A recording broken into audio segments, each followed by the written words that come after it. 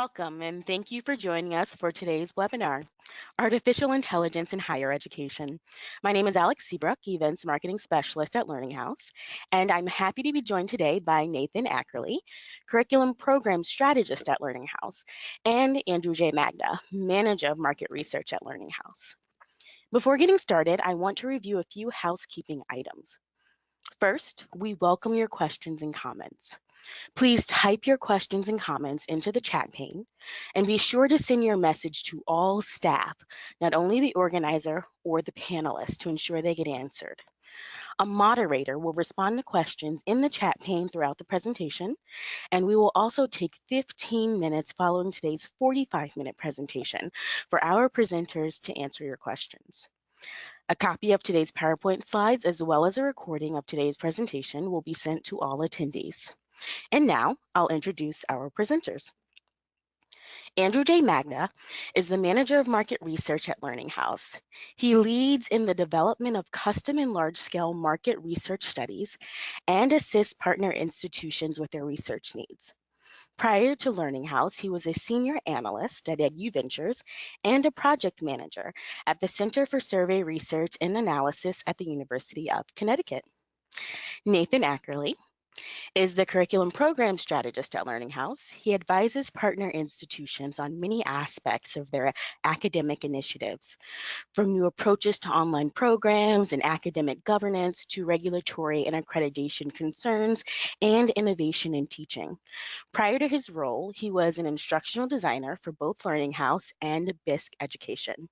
With that, I'll turn the presentation over to Andrew and Nate. Thanks, Alice. Hi, everybody. I'm Nate Ackerly. Thank you all for joining us today. We greatly appreciate it. And hopefully you're interested in learning about this topic as much as we have been researching it and watching it. I'm going to start off by saying that AI, especially in the education space, has often been a very nebulous term.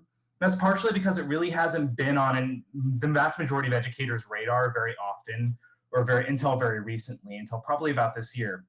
And nobody really paid much attention to until what we called, say, the third wave of AI, which started to emerge with Siri and IBM Watson. And as we're entering into what we're calling the fourth wave of artificial intelligence, we're starting to see the technology grow and proliferate at a much more exponential rate across a wide variety of industries, including our own.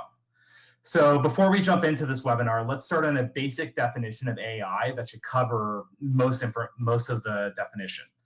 AI is a system that's able to learn and take action from data without having to be explicitly programmed, or maybe more intuitively, machines that are capable of performing actions that seem intelligent. Think of it as the difference between setting up your DVR to record TV shows and a Netflix algorithm telling you which TV shows you want to watch. It has the ability to play the role of a basic tool that we can use, an assistant that helps us accomplish tasks, a peer that can work alongside us, and for some of us, it can even serve as somewhat of a manager for our human behavior. We originally started all of this research as a presentation for a partner of ours, but as we dug into the material, the more we realized there wasn't a very solid picture of the landscape of AI as it relates to higher education, both in terms of how it's changing our schools, how it's impacting the world we're sending our graduates into. So Andrew, Justin Kluka, who's our head of technology, and I wound up putting one together that turned into the research brief you're going to be getting at the end of this webinar. As the outcomes of this, what we're hoping is that you have a more intuitive grasp of what artificial intelligence is, backed by a few real-world examples. We hope that you get a glimpse of some potential futures that could occur as a result of artificial intelligence integrating with our institutions. And we want you to start being able to think about what needs to happen in order for artificial intelligence to make the most positive impact in our industry. It's a tool. In order to be used properly, we believe that the environment must be built around it in order to accommodate it, monitor its use, and empower the people it'll impact.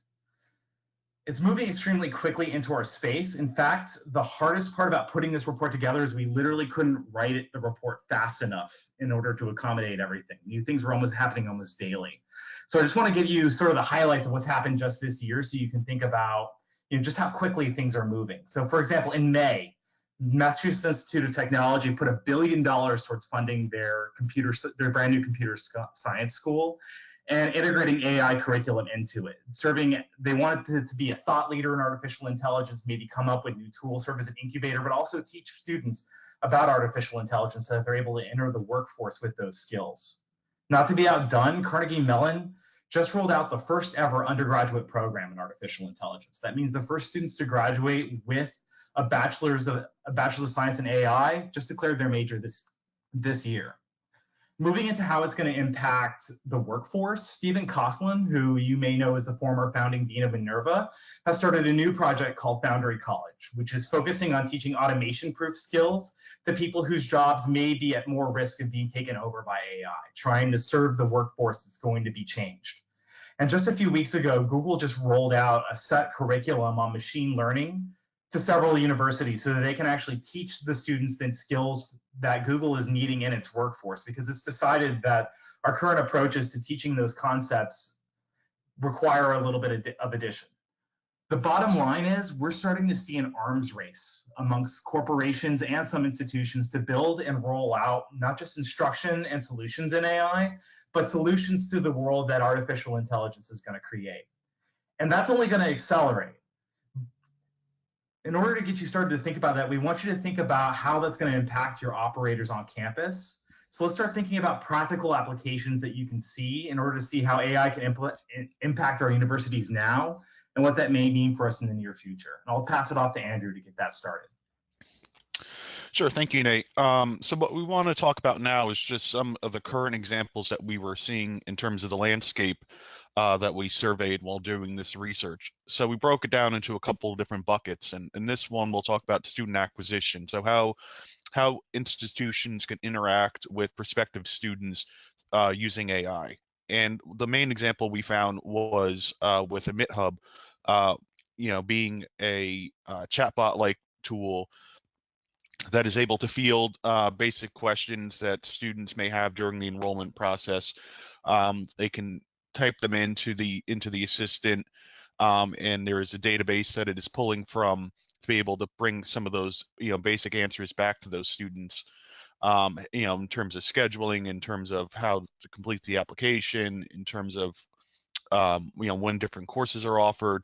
It all feeds in through this particular app. And the institutions that MidHub has worked with, if you go to their site, they have a lot of case studies on there that talk about just the sheer volume of inquiries that they were able to field, and those didn't have to be fielded by an actual human in the admissions office, thus freeing those individuals up to do more of what they should be doing, which is working on attracting students, working with them more hands-on, one-on-one, rather than fielding some of those basic questions that we know they get asked every day, which is tell me about financial aid, or where do I get the application. So taking some of those lower hanging fruit questions off of their plate frees them up and allows this artificial intelligence to be able to push those answers out in an instantaneous manner, not waiting for someone to call them back or respond to a form. A different version, which has not yet made its way into higher ed, but very well could if you think about some of the applications, is a Google product, called Google Duplex, where it is actually a artificial intelligent voice that you program in something you want it to do, such as make an appointment at a restaurant or to get a haircut. You put in something, that where you want to go, what the phone number is, what time you want it for, and the artificial intelligence actually makes that call and interacts with the human on the other end of that phone using a very realistic human voice that the individual, during their beta testing, didn't even know they were interacting with a computer on the other end of the line. So if you think about in higher ed terms and student acquisition, someone that can man your phones 24/7, that you turn on a service at the end of the day, and if a student calls, it can again respond to basic questions, and at the end goal, make an appointment for a live human to call them back during normal working hours, or whenever the next workforce comes in. So if the student calls in and they want to know about your business administration program, they can maybe point it to the website at different pages that they can look at, and then make the phone call reservation for the admissions counselor to call that student back at 8 a.m. the next day. And the student wouldn't necessarily know that they were interacting with an artificial intelligence. The next area that we looked at was around faculty maximization, which, Nate, would you like to talk about that?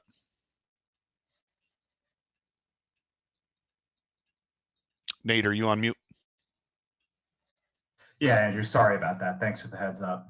So what we found as we moved into faculty maximization is that we were realizing that AI isn't just affecting the ways in which we help students enroll.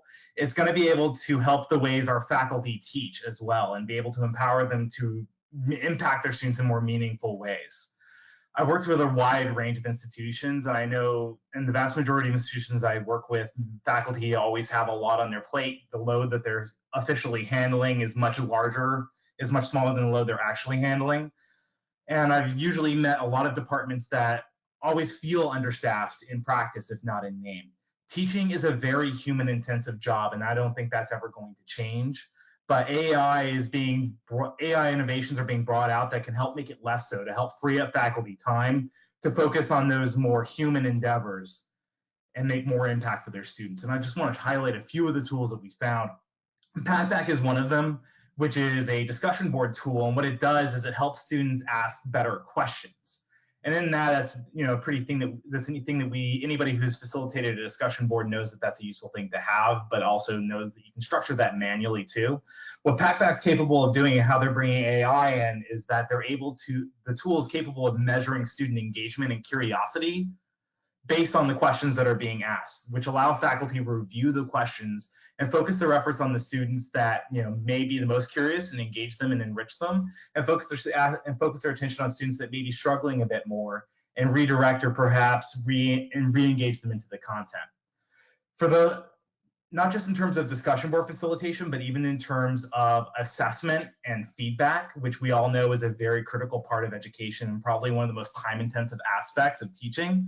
There's a lot of tools that are being brought out now as well. So for example, GradeScope, which is a problem set aggregator. Imagine an economics professor that offers up a problem set and students go through it. Well, it's not an automatically scoring assessment. It's not a quiz. There's no multiple choice. The students have to show their work. That's great. That means the students get a lot more rigor and they're much less likely to cheat. But that also means that the professor needs to spend more time grading it.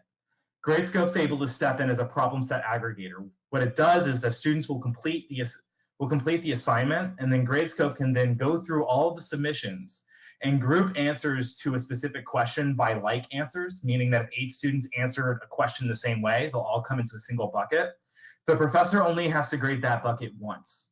And that feedback is then distributed to all of the students who responded to that specific question in the same way. And the goal being, from their perspective, is that they're capable of taking a problem set that may take 2 to 3 hours to grade into a 15-minute endeavor. Especially for survey courses, imagine how much time you would get back based off that. For those of us like myself who taught more in the English or the writing intensive areas, we're not being forgotten either.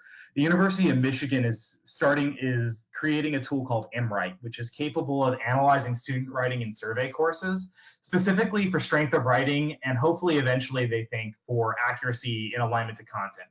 It's obviously a lot better for survey courses in terms of it has more to learn from, more submissions, more grades, but it doesn't actually do the reading for the professor. What it does is it allows the professor to skim a little bit faster and basically say, these are the areas where we think the student has got it. These are the areas where they may be struggling. Get in there, understand what the misconception is so you can provide that feedback quickly. Here's the areas where they have it. Go ahead and say, yes, you have this. This is great. I really appreciate you bringing this particular point out, so that they see that and they can build off of that as well.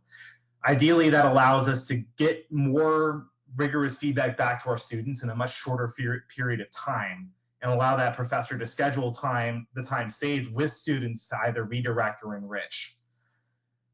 We don't think it's going to be taking the role of a faculty member anytime soon, but it is slowly stepping in to fill some of the administrative tasks of what a TA might do. So for those of you who know Jill Watson, this will probably seem like old news, but for those of you who don't, Georgia Tech's actually been using IBM Watson technology to create an automated TA called Jill. And what she effectively does is she facilitates the operations level needs of an online course, and saying, for example, when is my assignment due? Where's the rubric for my assignment? What are the expectations in terms of answering this paper? She can't grade the papers yet, but she can provide those other answers that take up TA's time, so the TA can spend more time actually teaching and sending more material up to the faculty. In fact, the first time they rolled Watson out, she was so fluid that that the students didn't even know that she was a robot. In fact, when they revealed her to the students as a robot, the first thing that happened is she got asked out on a date. They are currently trying a new version of this. They're doing several different pseudonyms of Watson in the same course to see how multiple AIs might interact in the course. But all of this is pointing to the fact is that we're getting to a point where faculty are going to have more free time to spend with their students. AI is going to be able to take off more of the rote work, of the time and labor intensive work, but not necessarily the most impactful.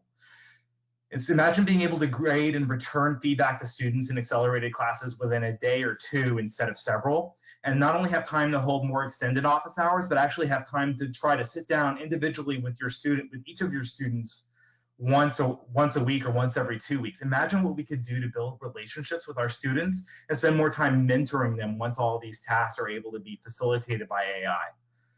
And moving in, not only that, let's think about how it's a human endeavor. And speaking of human endeavors, we talk about student support services, which is the next place Andrew and I looked. We often find that student support services, the advisors, the accessibility team, registrars, they're often very overstretched as well. And AI is getting into this field to help as well. So Carnegie Mellon is rolled out a tool called Stellic, which is incubated by several of their own students, believe it or not, from their Middle East campus. And they actually just piloted out with Elon University this past year. But what it helps is it helps students with degree planning. And so it's able to say a student declares a major, is able to pick from the moment a student declares a major to graduation, what courses the student should take, in what order, in what sequence, how to meet distribution requirements, how to meet gen eds, what concentrations they should take. If you have rock star graduates on your campus, it can template out the course structure that those graduates took. So if a student, say, wants to follow in the footsteps of Elon Musk or Mark Zuckerberg, which let's pretend for a second that they graduated, they can and say, I want to follow in these footsteps. Well, these are the courses he took. This is the order in which he took them. These are the faculty that he took them with. Are you interested in doing that? Yes. That can be sent off to your registrar, to your advisor for approval. And that takes a lot of that work off of the student, who's often left sort of picking and choosing randomly in order to figure out what that looks like, or off the degree planner, who's often got a lot of students on their load. It's also capable of flagging students who may be at risk or may be struggling in order to get an advisor in to intervene directly and slate them for an intervention. On the other side of it, in terms of building a relationship with students on campus, I'm sure we all know that SLU, St. Louis University, just rolled out a really heavily marketed integration of Amazon Echo devices throughout their campus. And it's a really great tool to provide students in terms of helping them build a relationship with their campus, especially for on-ground students who need to know what the hours for the library are, when the dining hall is open, where Warner Hall is, for example. However, we all know that there are very clear reasons why you would probably have to limit the capabilities of an Echo device or any personal assistant device in a real-time campus, especially around student data. You can't have students asking the Echo what their grades are, or how likely they are to pass a course, or their schedule for the next week. That's all governed by FERPA. And we don't want their roommates or anybody else in their dorm to get access to that information. That said, imagine what that looks like in an online space, where online learners and adult learners and non-traditional learners are often commuting to campus. They're often learning in their own home. Building out tools that utilize personal assistance in that manner, you may be able to roll that data out in a more protected way, provided that there's safeguards in place. And so the responses can wind up being more targeted. And I'll pass it back over to Andrew to sort of talk about how all of this can come together. Thanks, Nate. So bringing this all together over the last couple slides we went over, you can kind of see a common theme of really AI is being a personal assistant type device right now, being able to take some of those quote unquote easy to answer FAQ type questions off of the plate of some individuals. So starting with student acquisition, just think of it from a prospective student or student's point of view as we walk through this. You're interested in an institution. You're an adult learner or an online learner who we know from our past research really likes to move quickly, really wants to make that decision quickly. So being able to interact with something like an Emit Hub chatbot, being able to understand what the tuition is, when courses are offered, where the application is on the website, and being able to get that information instantaneously rather than waiting for normal business hours to roll around out of college, or waiting for someone to call you back or answer to your email form for request for information that you submitted. Being able to get that back that much quickly is going to be a benefit for that student. On the institution side, being able to free up some of those admission counselors from answering some of those questions, responding to some of those emails, and allowing them to focus on nurturing the relationship to get that student to actually enroll in an institution is a benefit to the institution. Once that student actually enrolls in the institution, faculty are going to be able to build stronger relationships, one-on-one relationships with them, if they're able to go through and grade their assignments that much quicker using artificial intelligence tools to be able to cull through large numbers of submitted assignments and written assignments, being able to go through and get that feedback to them that much quicker, shaving days off turning around different assignments is a benefit to both the student and the faculty member. Obviously, the faculty member being able to get through that work quicker so they can build that relationship, and also the student to get that feedback quicker so that before they move on to the next assignment in the course, they already know how they did and performed on the previous one and can obviously look to correct those mistakes, or maybe seek out support services if it was a writing assignment and they did poorly on it, and their next assignment is a writing assignment, being able to go through and get that feedback that much quicker can allow them to get services quicker. So going through then to student services, as Nate was talking about, degree planning. You think of how many students at your institutions either don't declare a major or switch majors. Think about the time they're spending taking courses that maybe they no longer need for their major because they switched that major. You being able to help them plan out their degree plan using, again, some of these artificial intelligence services should be able to cut down on these, quote unquote, wasted credits or unneeded credits, and therefore help that students spend less time and money going through their degree program. Should also help in terms of retention, because they're not going to get discouraged as they go down a path and realize it's not for them, and then have to go back and switch paths. So again, these services are both positive for the institution because retention is being increased, and also benefit for the student because they're spending less time and money going through a program, and they're able to engage in that program that much more passionately if it is pre set out for them. Institutional maximizations, if we think about um, just larger picture AI types of interventions that can be done, being able to help faculty diagnose issues with students in terms of getting them the support services sooner. That can also help free up some different silos that these individuals have to go through in order to get students to the services that they're needed. Nate? So as Andrew showed a lot about how this can help empower the institution, but let's talk about how it's going to be impacting the workforce as well. We're already at a point where AI is integrating into most workforces, and that's going to have a ripple effect in terms of considering how we handle the learning and upskilling that we provide to our graduates. So for example, if we look at the most recent World Economic Forum study, survey of corporations, it asked how much a lot of them were investing in AI technology and if they intend to invest more. One of the clear trends is that no matter how much was previously invested, the corporations that were placing bets on AI are actually planning to invest even more in the future in order to create distance from their competitors in terms of their capabilities. If we move over to what that's going to mean in terms of labor market demand, it means that they're projecting by 2022, AI specialist is going to be the #2 emerging job in the marketplace. There's going to be a huge demand for people who are capable of dealing with machine learning, artificial intelligence, and how it relates to the consumer and to the practitioners that work within corporations. It's not just going to be doing that. It's going to be emerging as an assistant. It's going to be a peer. It's going to be a manager in a lot of different fields. Some of the ones that we wanted to highlight that generally are seen as much more human than machine are law, accounting, and finance. And these are areas where a lot of those rote tasks that used to be in there, the decision-making tasks, are going to be much more automatable than they were before. You can even just look at Vanguard to see how they use algorithms in order to automate a lot of the aspects of their stock portfolios.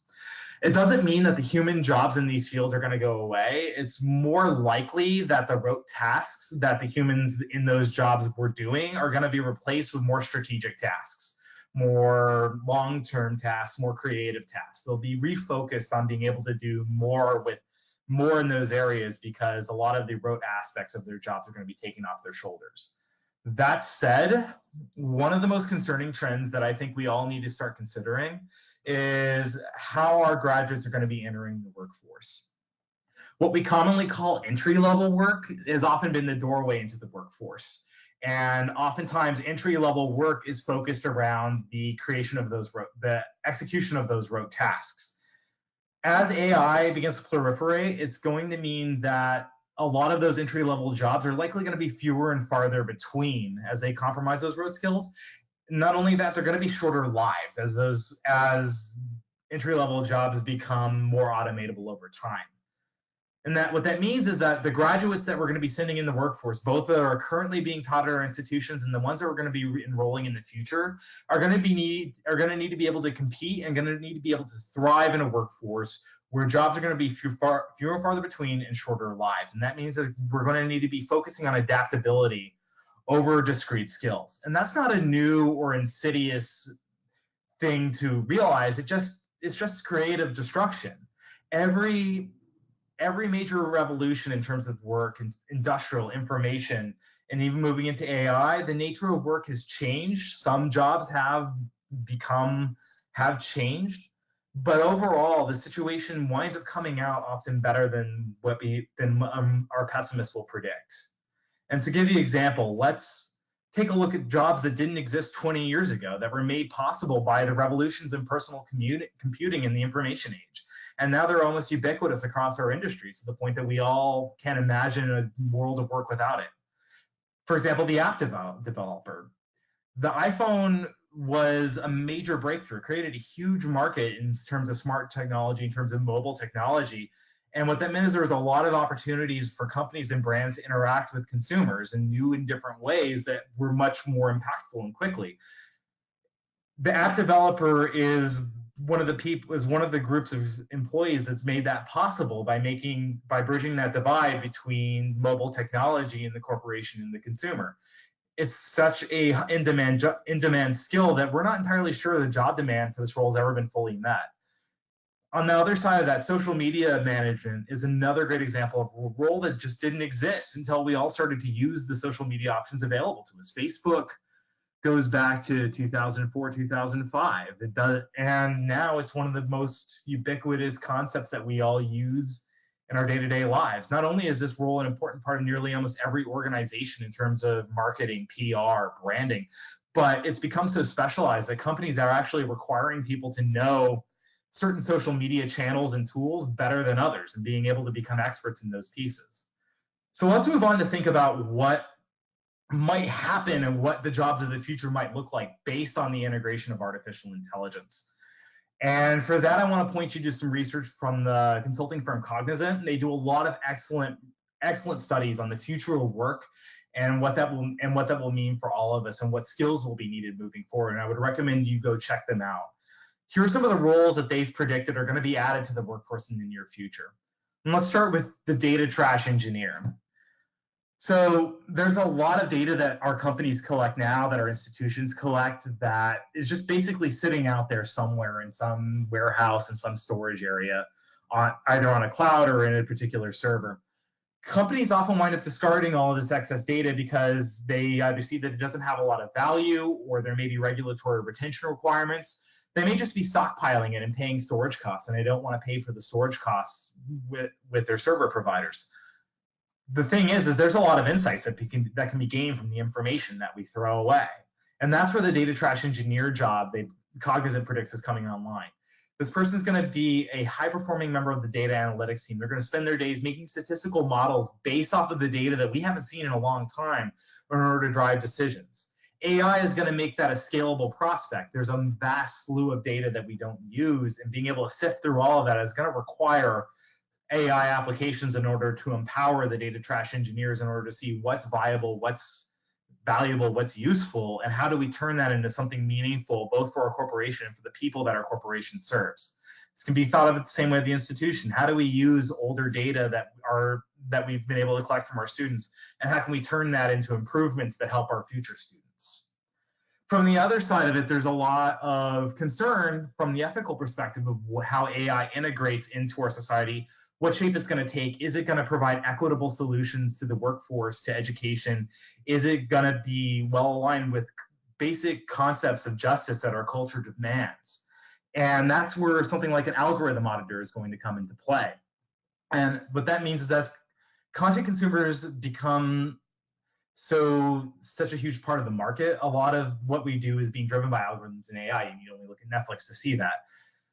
But the practices become much more consequential when the algorithms stop telling you what Netflix show to watch and start helping you pick what applicants to hire, start helping you pick what medical tools to bring into play, or who gets admission to the institution. And we have to be very careful to make sure that if the algorithms are brought on board, that they're done so in an equitable and ethical manner that isn't discriminatory, that makes sure that everybody gets fair shots at everything. And so these rules will be high to mid-tech people, mostly focused in philosophy, ethics, social justice, who are going to help us protect the fields that we work in from the bias of the algorithms that they have. So for an example, Amazon rolled out an algorithm that they used in the recent past to basically sift through applicants for their workforce. And what the algorithm did is it took a series of profiles based off of rockstar employees that Amazon had been able to retain over time, and say, based off of these profiles, here are the applicants that we think will also be rock stars in the future. Well, that's great, but the problem is that even more so in the past than it is now, tech was a very male-dominated workforce. And the algorithm, unbeknownst to itself, was filtering out a lot of highly qualified, intelligent, and impactful female prospects. The minute Amazon realized that was happening, they took the algorithm offline. But these are the sorts of things that algorithm bias auditors and people in that role are going to be able to protect us from, and are going to be able to protect the institutions and firms that we work for from in the future. What we need to consider, though, in all of this is how we prepare our students for these future jobs. And so someone can protect the shelf life of these jobs, we need to be considering what we're teaching in order to make sure that happens. That said, our students are going to be entering in a much more volatile job market than before. And while yes, continuing education can keep certain skills current, what do we do when the skills themselves wind up becoming automated? The best thing that we can do is make it so that students are able to quickly swing from knowledge base to knowledge base, to learn skills quickly so that they can retool themselves and adapt to any new job that they have. The best way that people learn and the best way that they reskill themselves is to have a broad range of general knowledge from which they can make those necessary connections and internalize and act on them. That should sound familiar. That's the liberal arts. That's been a cultural touchstone for centuries for a reason. It's been what we've taught for centuries for a reason. And while we've seen a lot more degrees having specialized skill sets and focusing on discrete skills, we believe that the most future-proof students that are coming out are those who can view skills as modular and can reskill quickly and pick up new ones as they can. In fact, most tech companies are making a huge push to hire liberal arts graduates now for that exact reason. That said, we believe that the liberal arts should be updated with the new canon. We should be teaching coding in the same way that we teach Spanish as a second language. Our graduates are going to need to have a better understanding of data science, statistics, computer science, and even AI if they're going to be flexible in the future. And we should be teaching adaptable skills as well. And those skills should be ubiquitous and they should be taught explicitly and not as we often see now, which is as a byproduct of a specific discipline. An institution that we think is doing a very good job of that is the Minerva Schools at KGI, which is actually flipping the traditional model on its head. Instead of teaching discipline first, they actually structure their entire first-year curriculum around learning outcomes tied to adaptable skills. And those skills are then taught through multiple different disciplines as they go. So I don't think that we're going to be able to teach truly future-proof degrees, but we can at least give the students that we are teaching now the ability to transition quickly. And creating well-rounded, knowledgeable graduates is become more critical to our mission than ever before. Thank you, Nate. So what I'm going to talk about now is taking what we've covered thus far about the current state of AI, some of those benefits, some of those ways that we could obviously help control it, and talk about what could happen going into the future. So why would higher education look to embrace AI? Well, we covered some of those already, but what it could do going forward is obviously some of the goals for it that would help you implement AI is it can obviously help lower cost, as we were talking about. Thinking about the number of expanding your reach of your workforce, both in your admissions office and your marketing office, by using artificial intelligence to help multiply that workforce out even larger, allowing those actual humans to interact with the students, really focus on building those relationships, and allowing some of those FAQ questions to be filtered through artificial intelligence. Thinking around the cost for the degree as well for the student, as we were talking about degree planning, allowing those students to only take courses and work them through a degree plan that is mapped to them, minimizing them taking courses, switching majors, courses they don't need for their majors, switching majors, obviously helps lower the cost of the degree for those students and getting them to actually graduate on time as well. Increasing access, if you think about again some what Nate was talking about with some of those tools for faculty members, being able to increase the size of the number of assignments they could potentially grade using artificial intelligence tools to go through some of those assignments. If we think about that, you can obviously have larger classes at that point. You can grow the strength of the instructor, still allowing them to maintain personal relationships with students because they're spending less time going through those basic assignments. Using that tool to multiply their skill set can obviously help increase the access to the institution. Decrease time to completion, as I was talking about, through degree mapping, helping that student stay on course with their particular map. Obviously, tools within the classroom to help provide them with the services that they need in time, maybe even predicting when they'll need certain services, knowing that their next course sequence is a writing course and this student has struggled with writing courses in the past, being able to see that problem ahead of time and diagnose it and provide them with the services they need at that point, so the student isn't struggling, they aren't getting discouraged and then dropping out. So this helps with the time to completion and also with retention. And I'll bring this all together is better outcomes for the institution and the students as well. These students are going to be able to, learn in a more personalized manner, maybe retain more of the knowledge that they're getting in their courses, and also graduating on time and being able to get jobs in the fields that are growing, as we were just highlighting as well with Nate.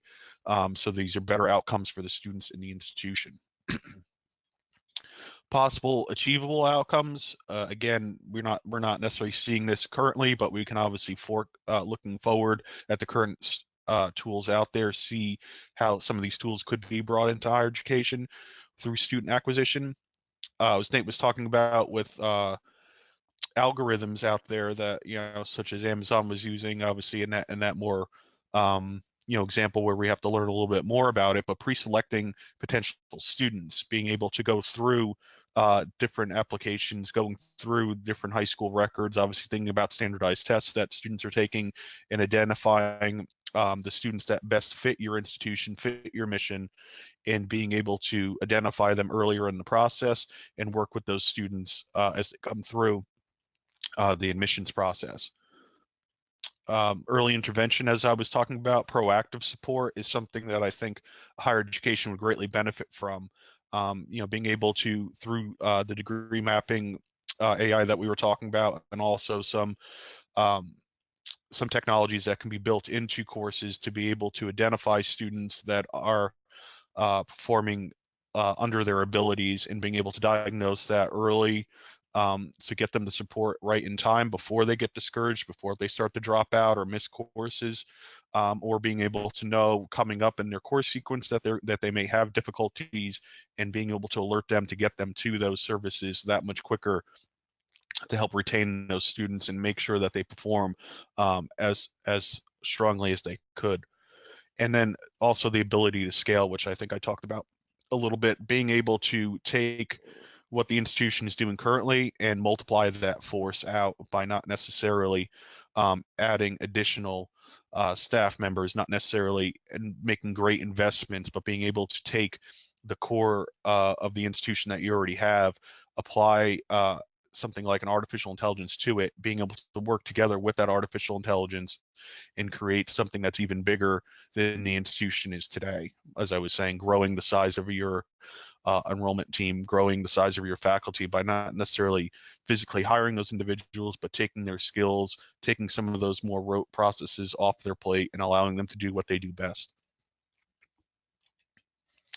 What could prevent some of this from happening? Well, I think Nate will be talking about in a little bit accreditation and regulations that are currently in place. Some of these haven't been updated in many years, and the current system may prevent slower adoption, as we know. Obviously, institutions don't want to go afoul of anything with accreditation and regulation, so therefore they're taking a step back, not necessarily being as adventurous in adopting some of these tools. That can stifle innovation. As you see, some of the examples that we gave, you're looking at schools like University of Michigan or Carnegie Mellon or Georgia Tech. These are some of the engineering, computer science type schools that are working with this. But where are some of those more basic liberal arts colleges, some of those more strong state institutions? What are they doing around this? Well, with accreditation regulation, it could be slowing the adoption and the innovation of these, and that's obviously preventing what we were just talking about, which is that growth and scale that could be achieved through increased use of artificial intelligence. Thanks, Andrew. And so this is all just a prediction of a possible future of possible growth, and any positive future in our ability to adjust our structures in higher ed to accommodate for AI needs to understand some of those things that Andrew was just talking about. So let's move on to assume the best possible outcomes for artificial intelligence. All of the positives that Andrew mentioned earlier, and all of the things that AI can do, all the best possible outcomes that AI can bring, and assuming that it's integrated to our world seamlessly, utilized by people who trust it, and that we have created clear societal and regulatory expectations around the use of artificial intelligence technology. We can call that particular future the future state. And that's not necessarily a done deal.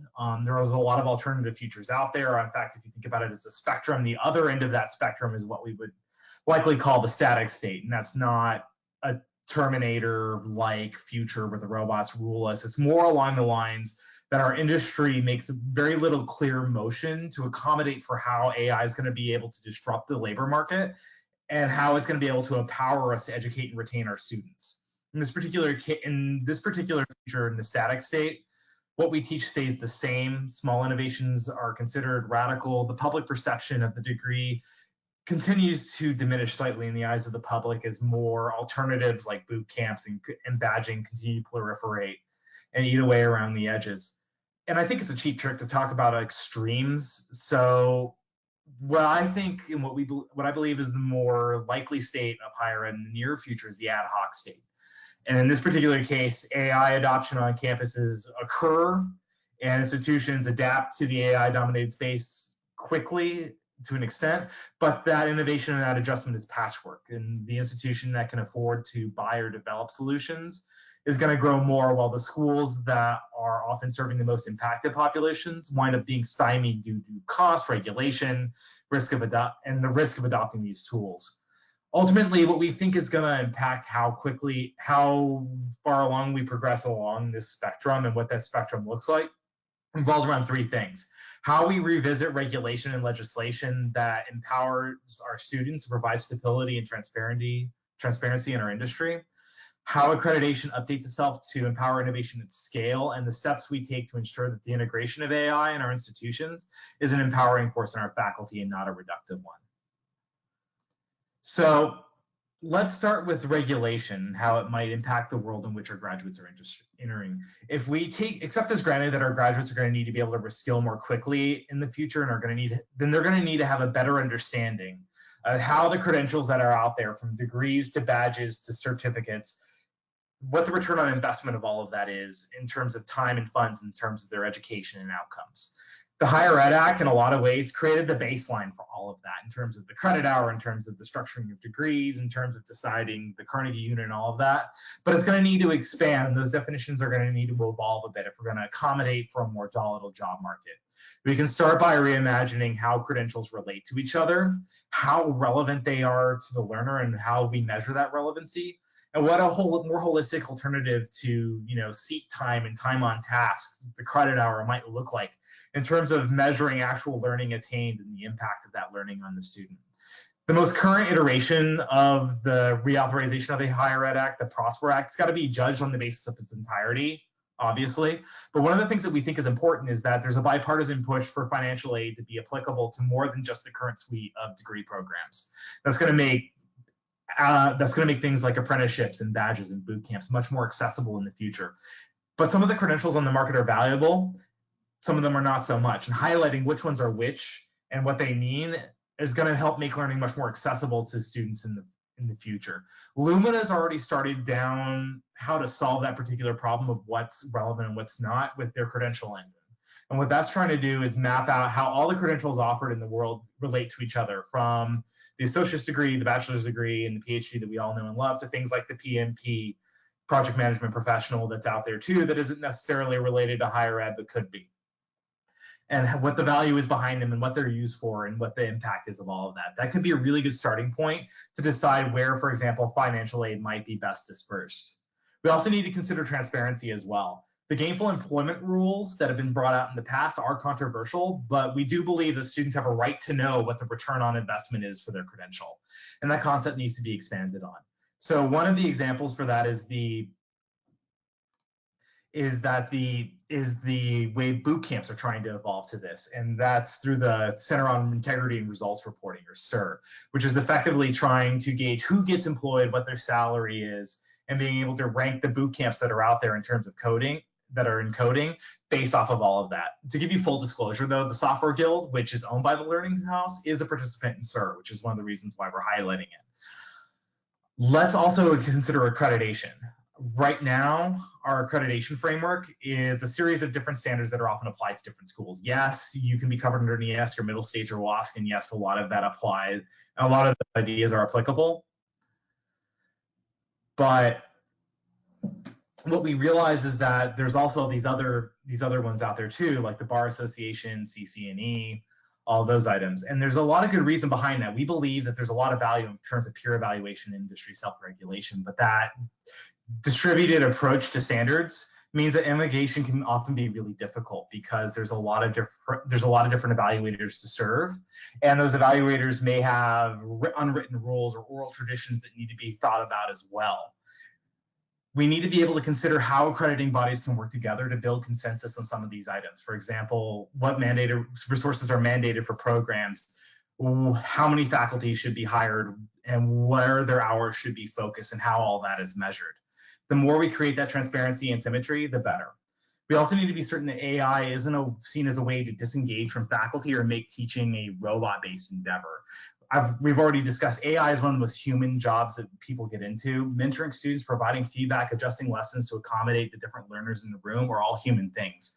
We need to make sure that's protected, and that may mean that the role of our faculty and our student affairs staff needs to be refocused. Perhaps instead of measuring faculty work by the course load that they take, faculty could be measured instead by the amount of students they mentor and the contact hours that they have and the amount of and the overall outcomes of the students that they have, as opposed to student evaluations of their courses. And the same thought applies to student services staff. As the rote work becomes much more scalable, the ability of our staff to meet higher outcomes mandates the same amount of staff, as Andrew mentioned. It may also mandate more. We need to see how that operates, but we need to make sure that the integration of artificial intelligence is a net gain for the individual that contributes to them. And I'll transition to Andrew to help him to wrap up and help us think about some final questions. Sure, thank you, Nate. So just some final thoughts that we wanted to leave you with as you go back to think about how you want to integrate this perhaps on your campus, or how you want to take this away. The time is now to consider how undergraduate programs need to be structured to maximize the agility of the learner and to be comfortable with the technologies that will drive us into the revolution. Second, we need to consider long-standing processes that need to make way for AI to become a better assistant, a better peer, and in some cases, a better manager as well. Third, how do we as leaders help transition our institutions and companies to seek stronger collective intelligence, compromise of AI and human intelligence? So these are just some of the last thoughts that we want to leave you with before we transition now to questions. Let me just click here. So Nate, I saw one that came in. I just wanted to pose to you. So just thinking about what we covered here today, can you talk anything about how the learning process works, and perhaps with AI? The commenter here says there's a great deal of big data that shows us what works and what doesn't work around the student learning process. So one of the issues right now in terms of AI integration in the learning process is that a lot of the tools that are out there are new. So collecting big data, collecting a broad sweep of what that is in order to say, yes, this is the best practice, it's not there. It's actually I think that's a major focus of study that we need to have in order to show that this is how it impacts the space. And that's the same concern that we had when online education first got started too, right? When we first got into online ed, and the idea of what was best practice, what wasn't, how it impacts pedagogy was new, and we needed a lot of time to build the research and the data to say this is the best practice. Where I think AI is going to have the most impact in terms of the learning process is it's going to be able to facilitate that feedback and intervention aspect of learning much more quickly. The identification of student misconceptions in terms of how it relates to learning outcomes, and the deployment of a human being, the faculty member or a TA, to address that misconception with the student so that they can get back on task and move on to the next scaffolded outcome.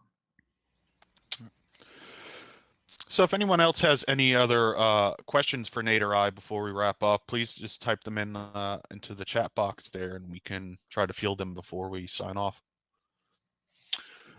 So Nate, you know, as we covered here in the presentation, you know, that possible future, how much of it do you think is actually tied to what will happen with the Higher Education Act and its reauthorization?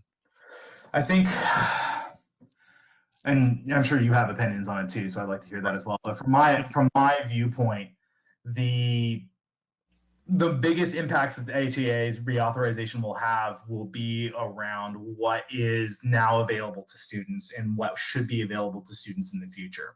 If we accept that the degree is the coin of the realm, which we do believe it is, then what else is added onto it, and how does that relate to the degree, and how does that connect to the degree, is where we need to answer those questions. I think the HEA is a good part about that particular piece too, in terms of saying what is viable, what has the credence of the federal government in terms of what is viable and relatable in terms of financial aid disbursement and credit awarding.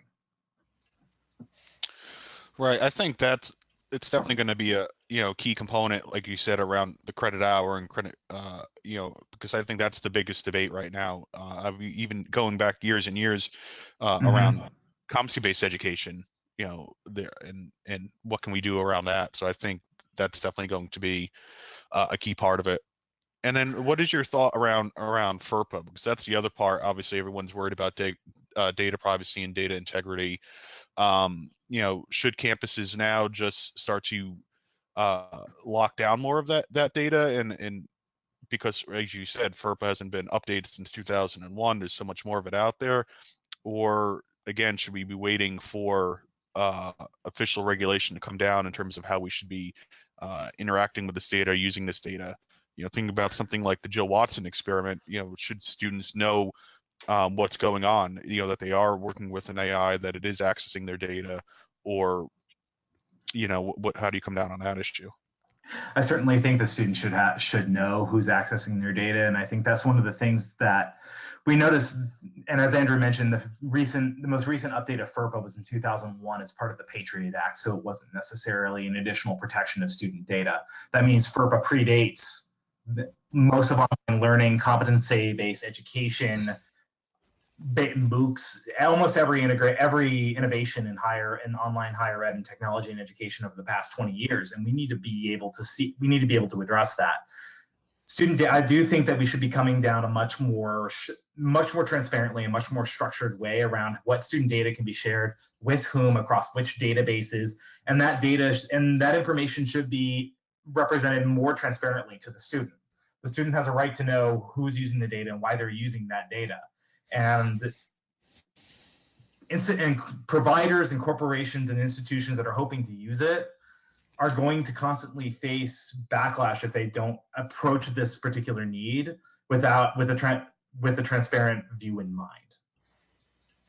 Yeah, I think that's definitely going to be the bridge that we all have to eventually cross, is that transparency one. I think that, like you said, I think there's only potential backlash for those that try to use it without disclosing or getting some sort of approval from the owner of that data before using it. Right. Well, thanks for joining me here today, Nate. Thanks for everyone who signed on and listened with us. Alex, do you have any other comments before we shut this down?